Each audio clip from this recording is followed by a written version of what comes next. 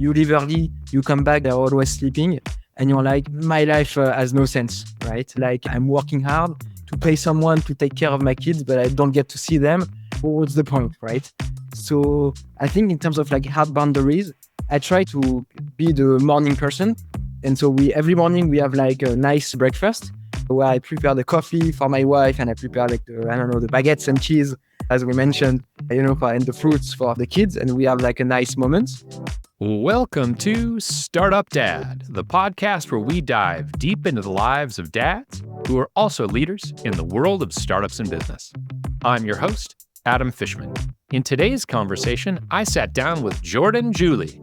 Jordane is a 3-time co-founder, having started fintech unicorn Spendesk, and most recently, SMB financing company Defacto. In addition to being a successful entrepreneur, he's also a husband and the father of 2 kids.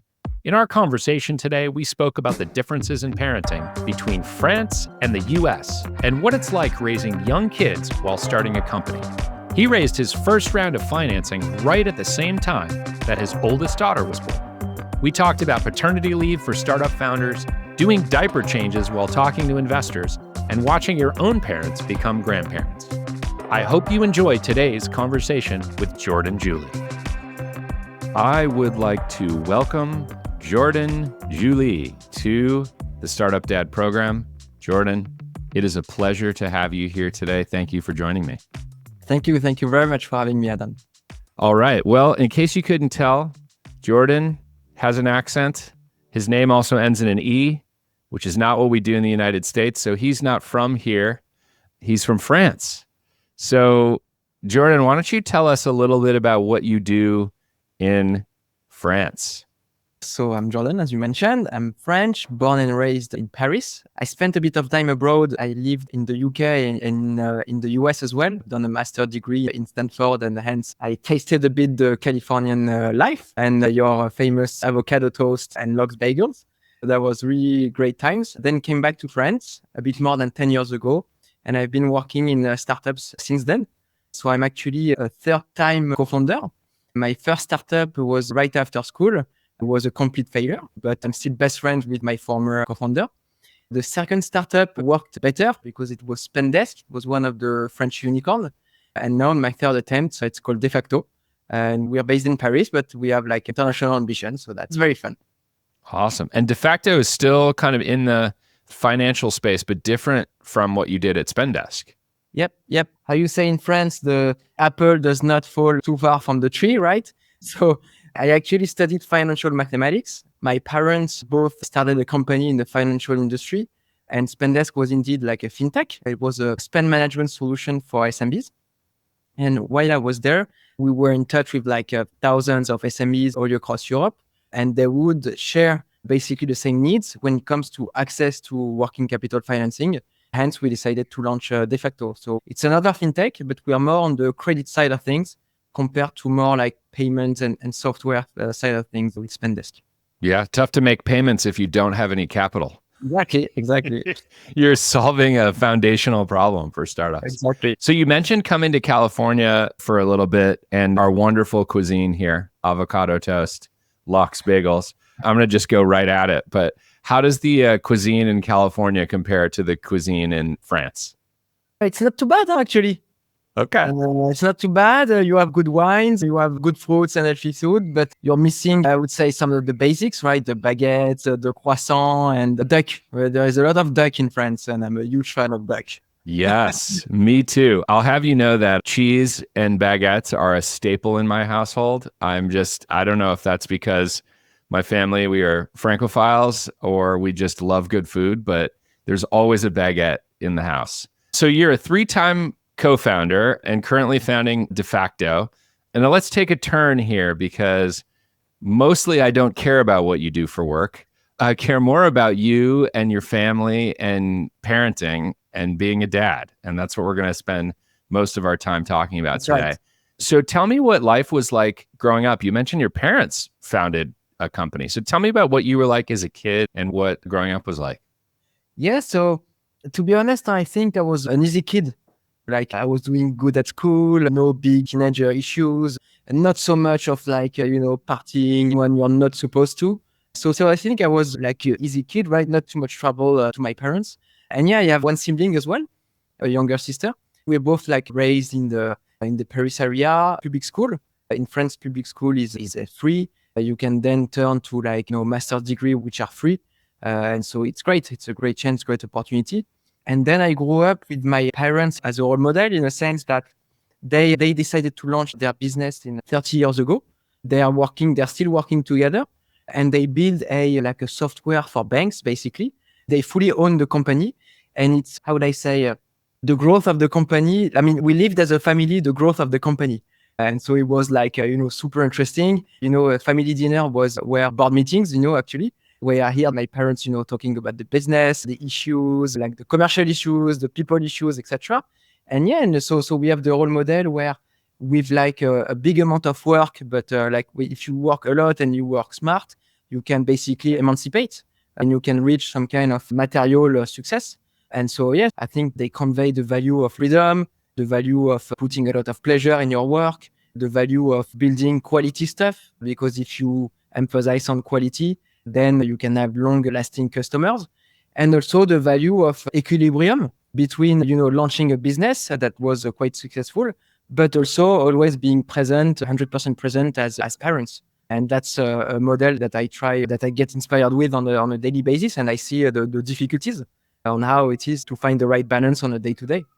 Wow. You got kind of a master class in starting a company at the dinner table, basically. And I think you mentioned too, your sister is also a co-founder of a company. Yeah, that's the whole correct. family's entrepreneurs. This is That's amazing. correct.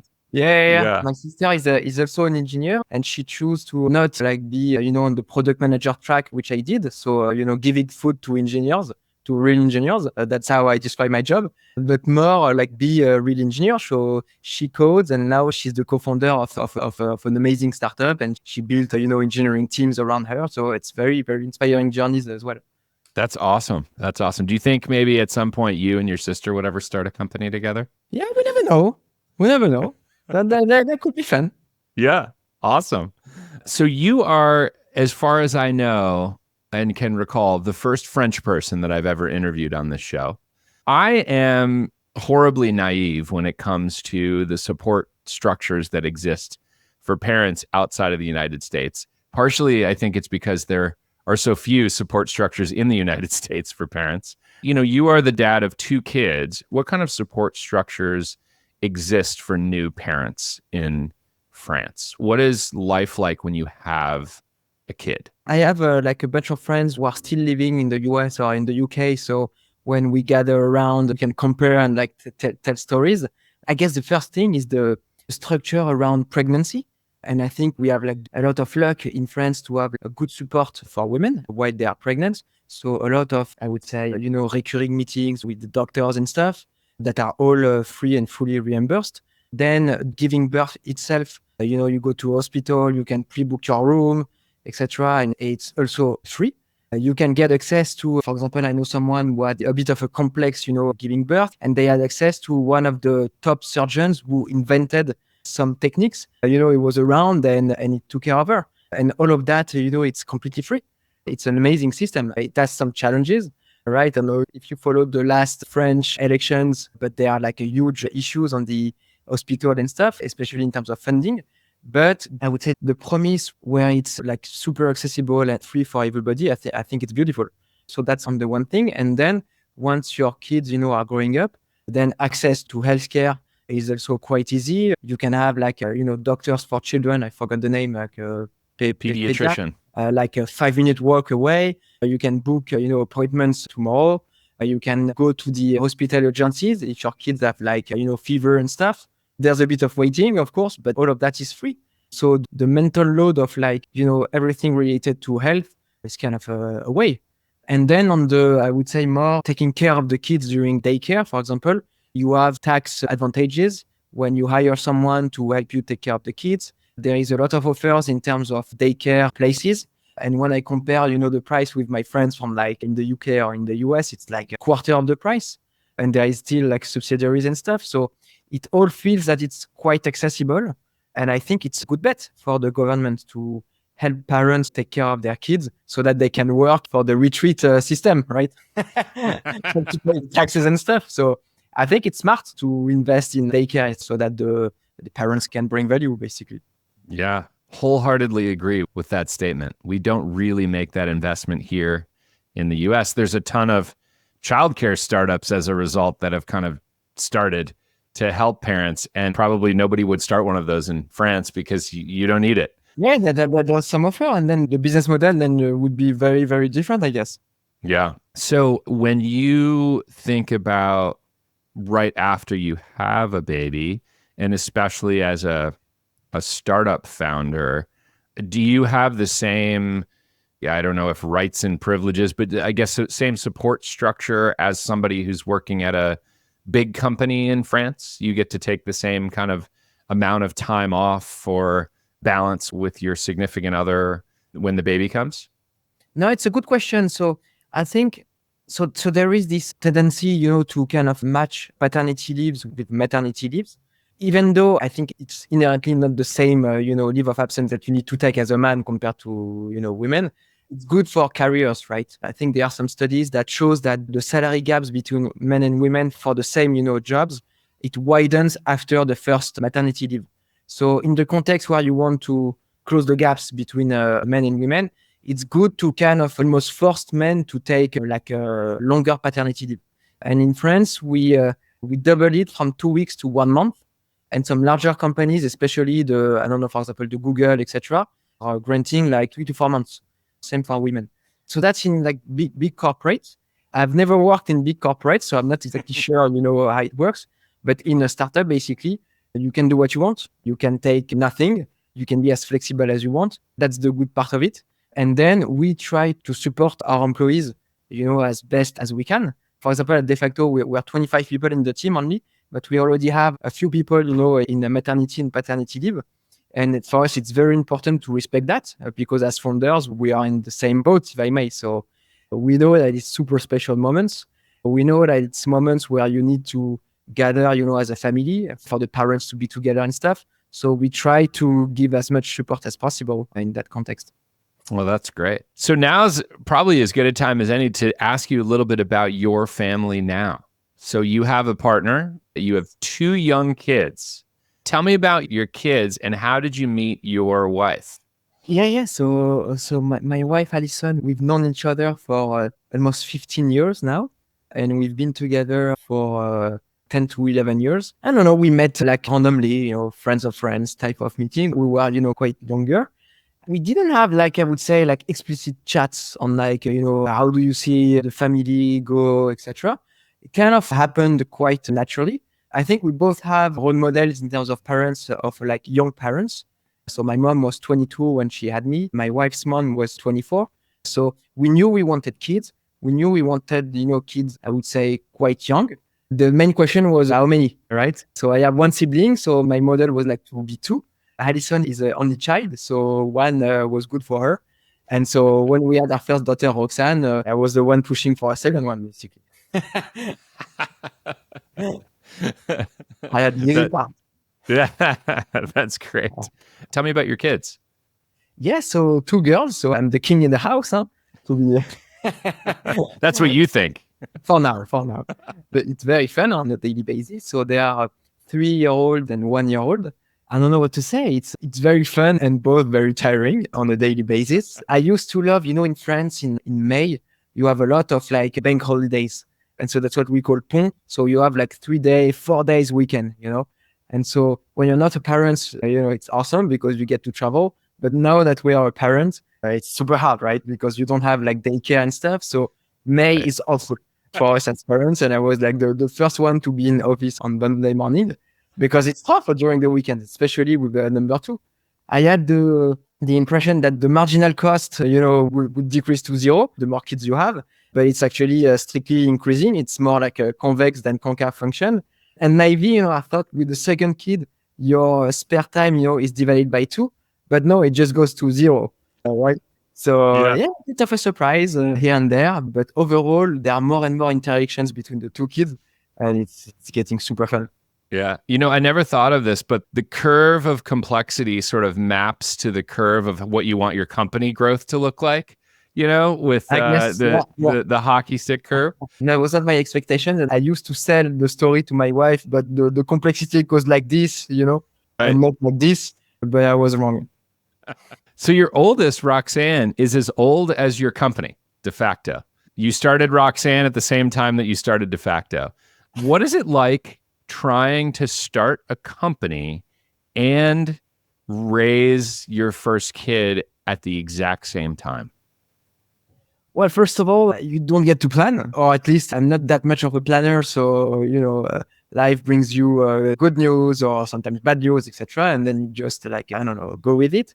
Yeah, Roxanne was born on like March 31st, and we got our first term sheet to raise Pre-Seed 1 at Defacto in April 15. So right after, her birth, we were in full like partner calls with VCs. So that was quite intense, but also, I don't know, you feel like fully energized. You feel like you have a lot of hormones. You feel like super happy and stuff.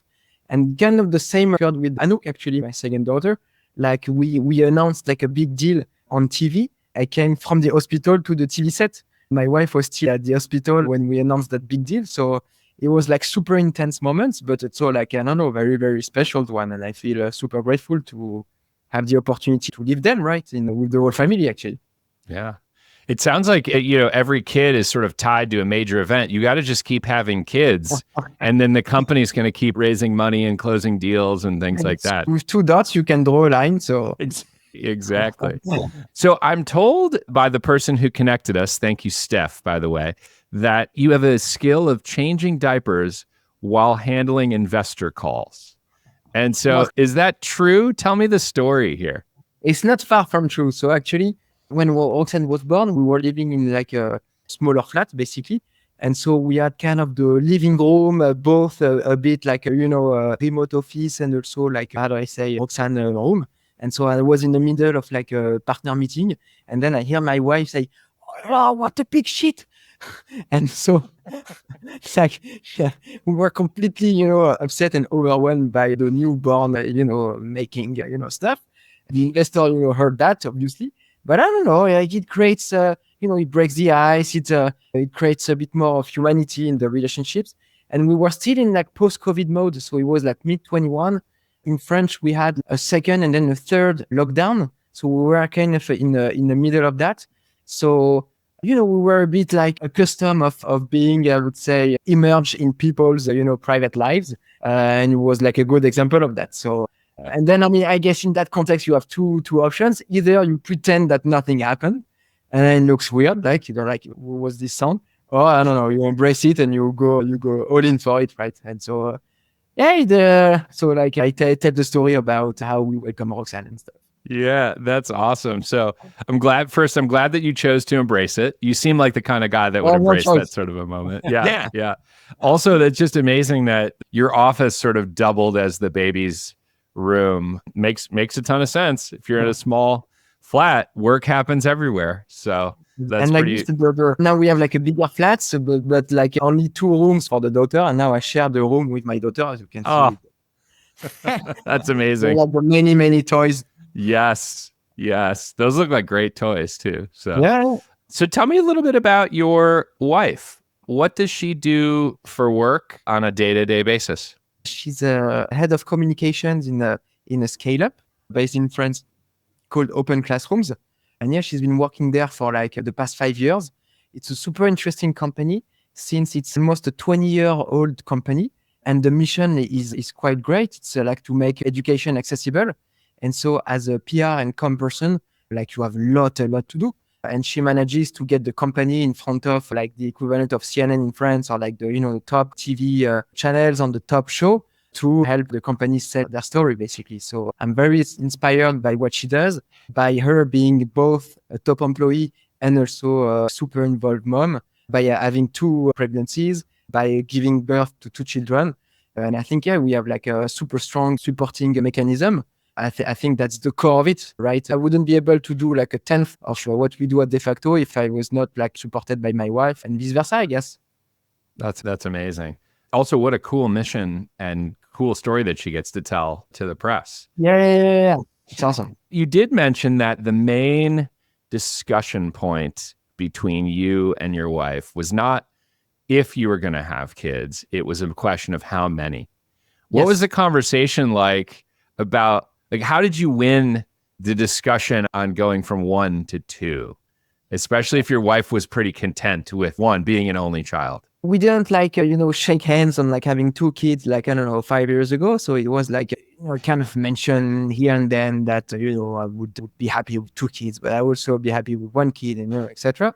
And it's just that once Roxanne, turned like 1 year old, 1 year old and a half, like it's very cute, right? So then I think the credit mostly goes to Roxanne, my older kid, because I don't know, it was so much love and like it's very surprising. So we thought, okay, let's try, right? So that's how it happens, right? Yeah, it's always the cuteness of those kids. Man, they get you every time.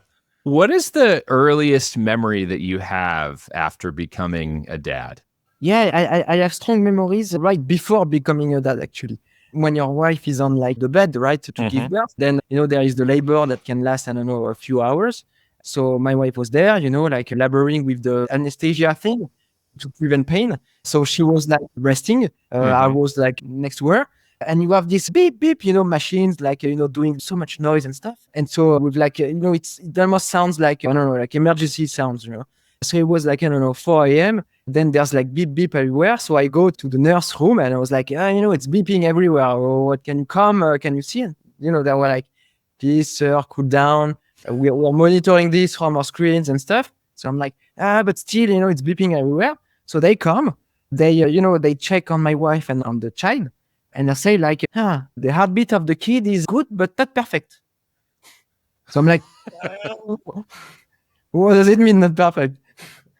Like, should I panic? Yeah, I was already panicking. I was like, should I panic more? And the nurse say, sir, it takes 5 years study to learn what a good heartbeat, is. So I won't answer your question now. So I'm like, So I think that, to be honest, the first my first emotions when baby was here and that my wife was like okay and stuff was relief, right? Relief that everything happened nicely. Yeah, relief is definitely, especially when you're told that is the best quote. The heartbeat, it's good, but it's not perfect. So like, what am I supposed to understand? What am I supposed to do with that information, nurse? Thanks.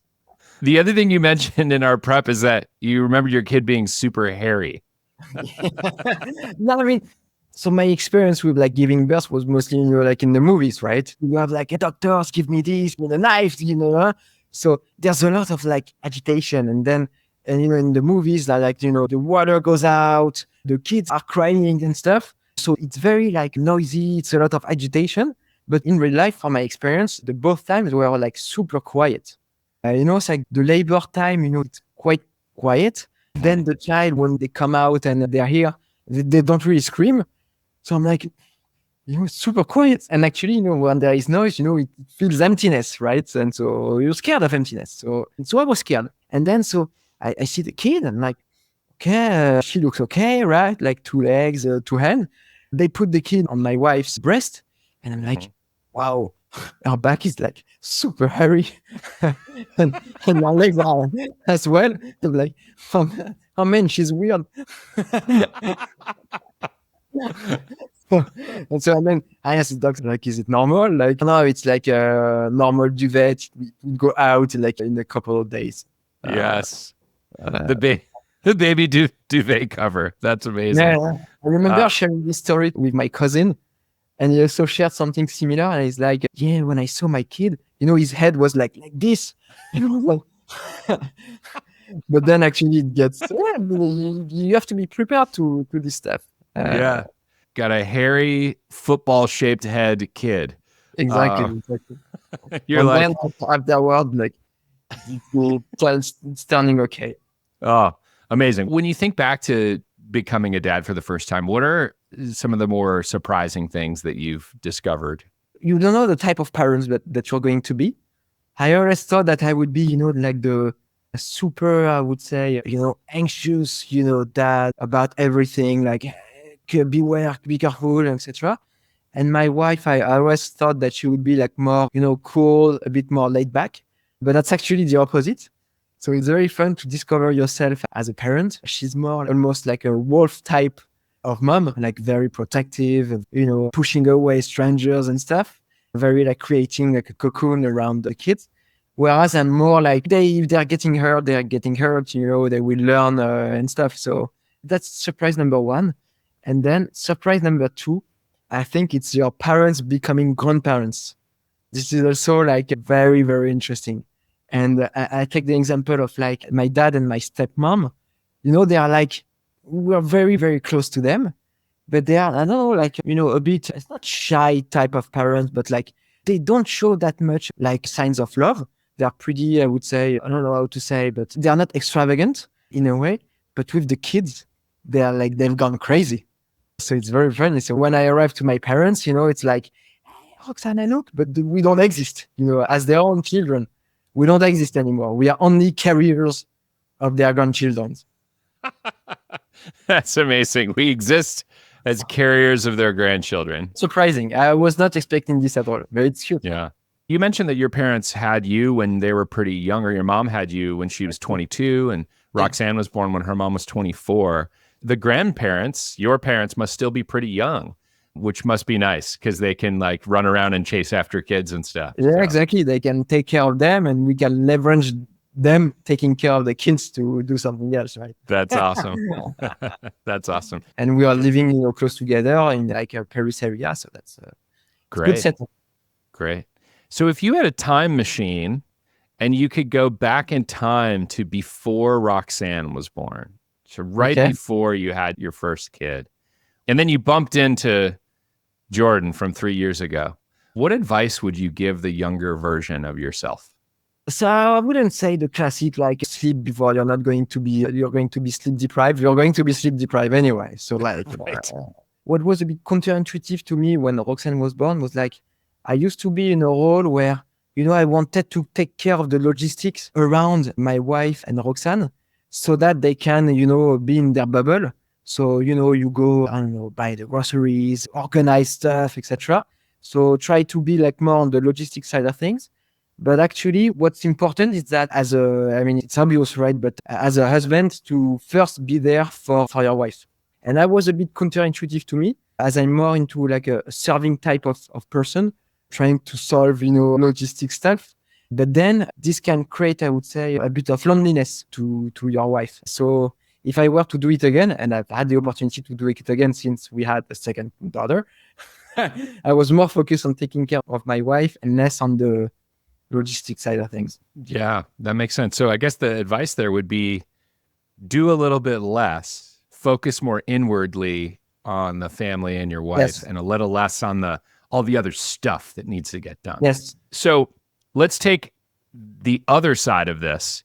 If you could go back in time and you bumped into Jordan 3.5 years ago, what advice would you tell yourself to ignore?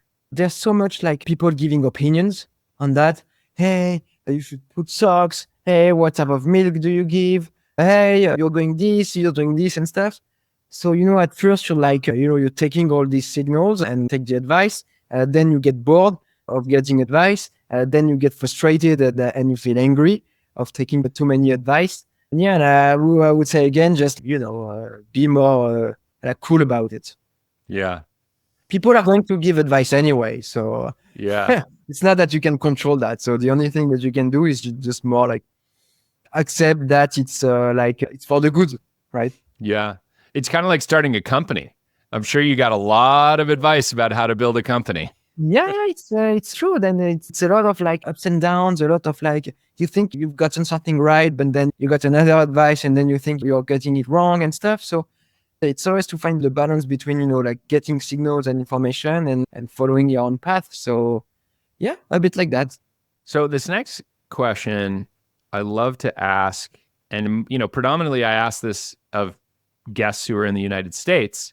And so I'm curious about what the answer is for somebody who lives in France. Maybe it's the same thing, but what's your favorite book to read to your kids? We managed to buy those small books that you don't really read, but that play some music. And so I love to, with my wife, we buy a lot of these. And so we bought, Discover Mozart, Discover Vivaldi. So we had our like classical music, phase. And then we turned to like Harley, Daft Punk, and Queen more recently. And I love seeing those songs. So it's not real per se, but it's super fun to see them, dance on the music that you dance on, right? So Yeah. I think a 3-year-old singing and dancing to Queen would be it's amazing. very, very fun. So, Very yeah. fun. Yeah, when you were in the car and that you hear the song on the radio and they're like, hey, more the song, it's very fun. Oh, yeah.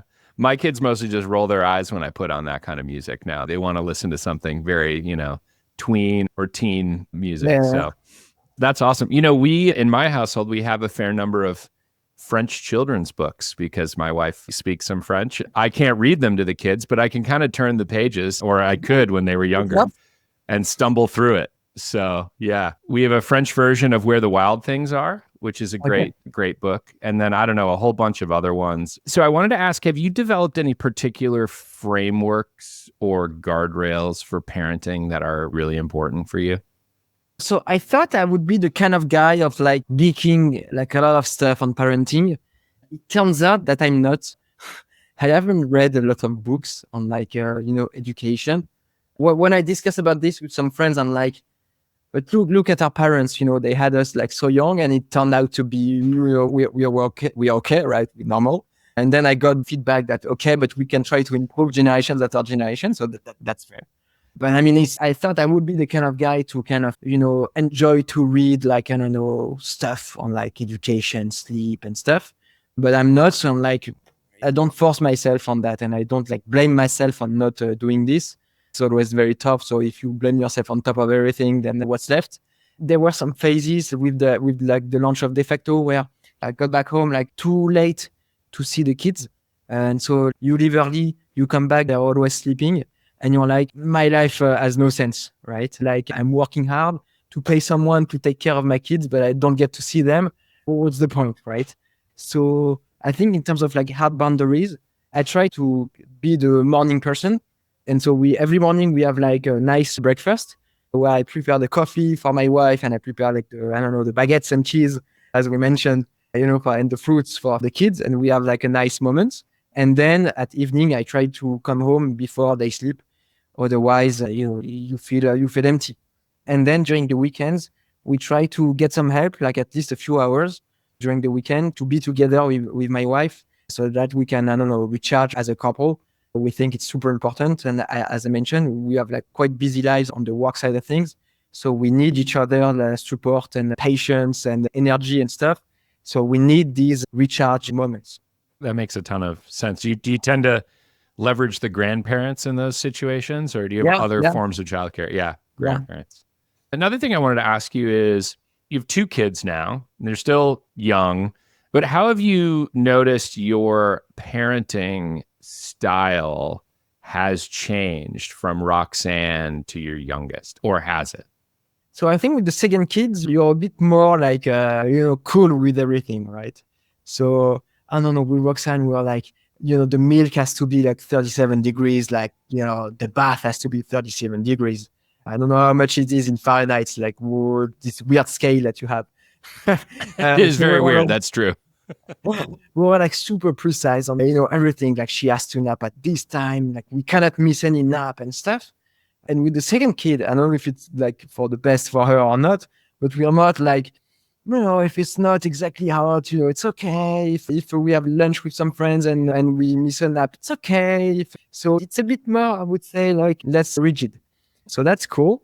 And then I guess you have 2 very different ages, right? Like 1-year-old and 3-year-olds and 3-year-old. So you can have, I would say, 2, parenting styles of the 2 kids. With the baby, it's like a lot of like, give love and like, I would say, help them discover stuff. And with the older one, it's more like we're turning to education mode, like teach how to count, to read, to, to cut stuff, etc. And one thing that I like to do is we cook together with Roxanne. When I come back home, she's trying to peel the cucumbers and the potatoes while I prepare, some other stuff.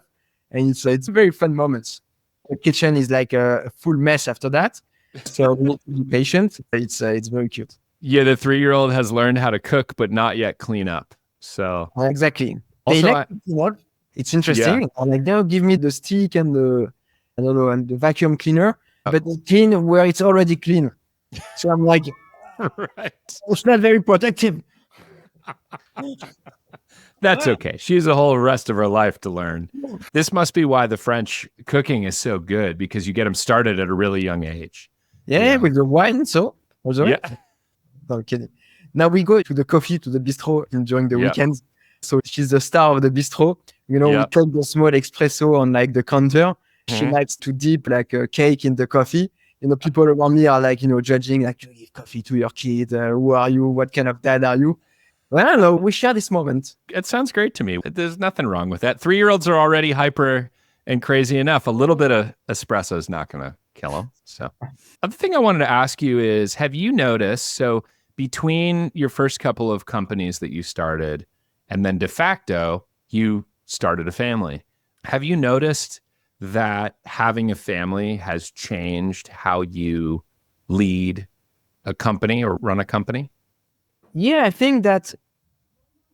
So, for example, at Spendesk, before I was a dad, you can brainstorm like a lot of time on useless stuff. And, I used to be like super picky on random stuff that turned out to be useless. And with like, being a parent, since you have those, I would say, boundaries in terms of, I need to be home, like, not too late in the evening and stuff. I think it forces you to prioritize and to prioritize basically, and to be a bit more efficient, to cut the crap. And I think it's easy to get burdened by crap. And since you want to prioritize, you only have like 1 to 2 hours of family life, right, during the day. So you don't want crap to take 50% of that. Sounds like your kids have forced you to be much more efficient and productive and make real choices about how you're spending your time. Make choices, yes. Productive, not so sure, because you're always like exhausted with like half nights. I think the second point is that I'm much more empathetic than before. Like when you don't have kids, for you, it's out of your mind that someone can be late, that someone can not be 100%. And when you have kids, you see like the overall unexpected stuff that can happen, right? And so you're much more, I would say, you understand much more this. It's very hard to, I really want to project yourself as a non-parent. And once you're a parent, you say, now I get it. Yeah. I understand why this person was like in a bad mood that day. Yeah, I think since having kids, I haven't been on time to anything in the last 11 years. So it's okay. Yeah. Yeah. But people who have kids, they have no excuse of being late. No. None. You only have to take care of yourself. So I have found that partnership is really important when you have kids. And you mentioned prioritizing time on the weekends to recharge with your wife.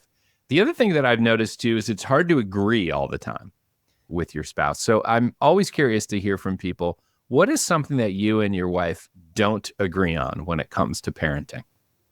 They are the small things, like the day-to-day stuff. Like, should you, I don't know, like be unhappy with your kids when they're doing this, and like how hard, like when they are like, I don't know, when they make like a mistake or on purpose, these kind of things. Like, how bad do you want them to feel? Do you put them in the rooms, and stuff? So they are like the small, I would say, like how to react overall to kids and to kids' education. So that's small stuff that can, create a bit of tension, right? If one considers that the other is too loose or on the contrary, too, strict, and, so we need to converge on that.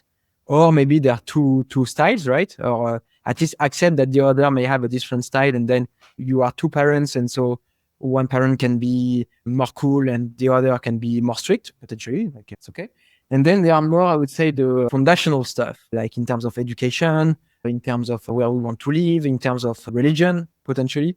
And for example, on education, for my wife, it's very important that our kids go to bilingual schools. My wife went to a bilingual school from like a 3-year-old to 18, whereas I did not, as you can tell. And I was more part of the public school system. So I'm a believer in the public school system in France, whereas my wife wants to prioritize, bilingual education. And so how do you mix the two? So that's it's not fascinating. a strong disagreement, because at the end of the day, she decides, but I try to influence. I was going to say, who's going to win that battle, but I already know the answer. You're a 3-time founder. You've built an entire career focused on technology. When you think about the future for your kids, what's the relationship that you want them to have with technology as they get older? I don't think I'm going to be the type of dad who say, like, I'm a doctor. I want you to be a doctor. So I'm like a tech guy or like, startup guy, if you want. You have to work in tech and stuff. I'd like to think that if my kids, they want to have, I don't know, like careers in like more artistic fields, I would be happy with that. So hopefully it's going to be the case. But on the technology side of things, I still think that you need to be aware of those things. Like it moves so fast and it can create like so much gaps like everywhere that I think the good thing would like to have like this kind of a geeky attitude, right? I would love them to, try to, I don't know, learn how to code or learn how to, I don't know, fix things and stuff, but more on the like from their impulse, I would say. So Yeah. not necessarily like influence a career, but be geeky, be curious, be aware of this stuff. Yeah, I love that. When you think about the hard work of building a company, raising two young kids, you need to recharge your batteries from time to time. You need to get a break or give yourself some energy. What is your go-to method for recharging yourself and kind of getting your energy back? I used to play music and guitar quite a lot, but with the kids now you need to go out of your house, right? Otherwise it's really not charged. So now I try to run. I used to hate running. I'm like, it's the most boring thing on earth. But now, I don't know, I got accustomed to it. It's very efficient. You only need a pair of shoes. You can go around the street and then you can, I don't know, like go in red mode or just like have an easy run and like for, I don't know, 20 minutes to 2 hours, it works. Nowadays, this is my go-to thing, I would say. Will you be running through the streets of Paris during the Olympics, or will you be hiding in your house with your head buried under a pillow? That's a good question. So I think I'm part of the optimist people that are saying that it may be cool if there are like, I don't know, like a lot of strangers in the bars and stuff. So I think you can like, there's a chance that it's complete chaos. Yeah. And like awful to commute and stuff. But there's also a chance that there's a good energy in the streets. Yeah. Have they found a way to clean up the Seine? There have been all these articles about the swimming in the river, and yeah. We still have 2 weeks. I love the optimism. The optimism. There's still a lot of time to do a lot of stuff. That's great. Last couple questions for you. What is a mistake that you've made as a dad? Maybe sometimes it's like underestimating how your kids can be like sponges of emotions. When you're a bit tired and stuff, I can get like, frustrated easily. And like when I accidentally pass, this frustration to the kids, I'm like, they're going to, I don't know, get it and then think about something else. But when I realize you get frustrated in the morning and then at night when you put their kids to bed and they say, Dad, why did you say this morning? I'm like, they must have been, thinking about this all day long and this is not good. Yeah. So more patience. Yeah. And just remember that your kids are sponges, emotion sponges. Yeah. Exactly. That's a good descriptive visual. I'm thinking of SpongeBob SquarePants, the cartoon character. What is something that you've had to give up when you became a dad? To be frank, reading. Yeah. Like I used to read quite a lot, like business books, newsletters, all this kind of stuff to try to be better in my job. And now it's getting tougher. I try to read and I usually fall asleep about 1/2 of a page into the book. It's very, very tough. All right. Last question before our rapid fire round. How can people follow along with your journey or be helpful to you? What's the best place to connect? I'm a LinkedIn person. Okay. I try to post news with like always a few like hints or traps in my posts. Yeah. Well, I guess that's a good place to start. LinkedIn. All right. We will link to that in the show notes. So expected just 1 million connection requests. It's coming. Billions. That's the kind of audience and reach that I have with this podcast. Just get ready for it. Perfect. All right. Are you ready for our rapid fire round? Yeah, let's fire up. Okay. Rapid fire is very simple. I ask you a question. You say the first thing that comes to mind, and then we move on. sometimes we laugh about it, but this is a judgment-free zone, so there's no judgment. Here we go. What is the most indispensable parenting product that you have ever purchased? It's those small, sticks that are making music and lights. It's good to have the kids, fall asleep. Great. What is the most useless parenting product that you've ever purchased? Oh, I have so many. I don't know, probably this thing. It's not very useful. Is that a watering can? Yeah, it's to help me, water the, water the plants, but it's not very efficient. Turns out you have to fill it up a lot. All right, miniature watering can. The room that you're in is probably filled with those things. Quite some examples behind. Yeah. Okay, finish this sentence. The ideal day with my kids involves this one activity. A good breakfast. Okay. Very French of you to say. Of course. What is the most frustrating thing that has ever happened to you as a dad? Or it's, at night when there is a relay between the two. Like the first one is sick, you take 1 hour to get her to sleep, and then 1 hour later, the second one. Oh, yes. Ah. Oh, yes. What is your go-to dad wardrobe? It's Birkenstock. Okay. More the shoes, but with socks. Okay. I'm getting hurt. Very thin, very sensitive feet. Yeah. You can't have the straps rubbing into the edges of your feet. Got to wear the socks with the Birkenstocks. It's very German somehow. Yeah. But and I'm not German at all, but Okay. How many parenting books do you have in your house? One at most that I have not read. That answers my second question, which was how many of them have you read cover to cover? And that would be 0. Okay. I'm not proud of that, but that's okay. You're in good company. Most of the dads answer the same way. So even the American ones. Okay. What is the favorite ages for your kids so far?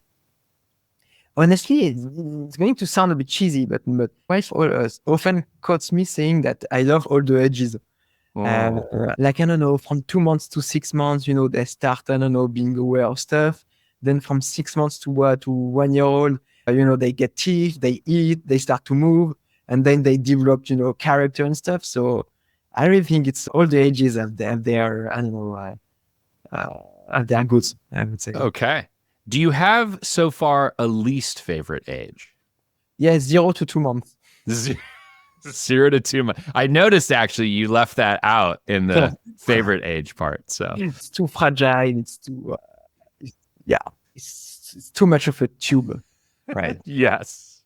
Have you ever pretended to be asleep in the middle of the night to avoid getting woken up? Who has not? Excellent. Have you ever secretly thrown away a piece of your kid's artwork? Yes. That too. Yeah, but not so secretly anymore. I love that. That's a kid. I'm throwing this out. This is going right in the recycling bin or the trash.